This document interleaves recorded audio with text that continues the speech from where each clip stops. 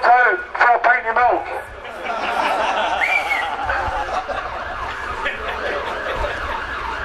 But clearly we're here today on a very, very serious note.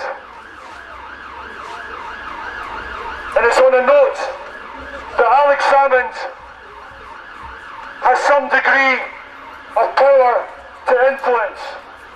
That's why we're here today, because he can make a difference. Let's be clear, we're talking about the Scottish Government. It's a small nation, it's 5 million people. We need to put the pressure on the UK government, but let's do what we can with the Scottish Government. Let's do what we can with Alex Salmond. He is receptive, and if we put the pressure on, then he will move.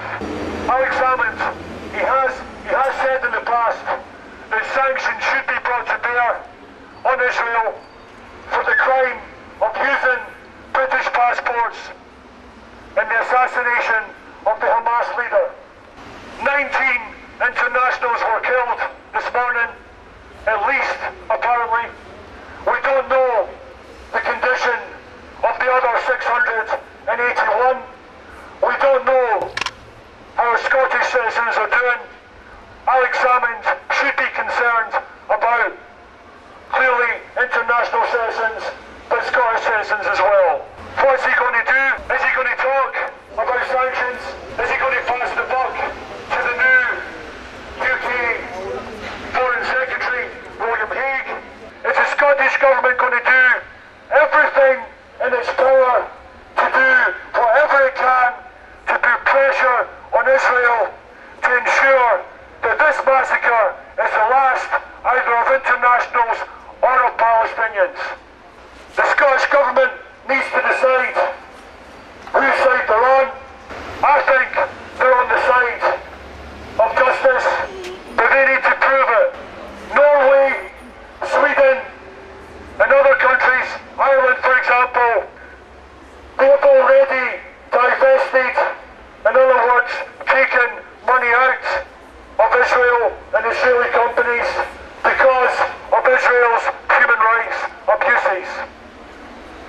Those small countries have taken a stand. This small country has to take a stand as well.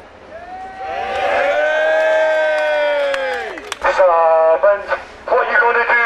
What are you going to do when Israel does what it does? Salmond, what are you going to do? What are you going to do when Israel does what it does? We're not knocking on the door. Hey?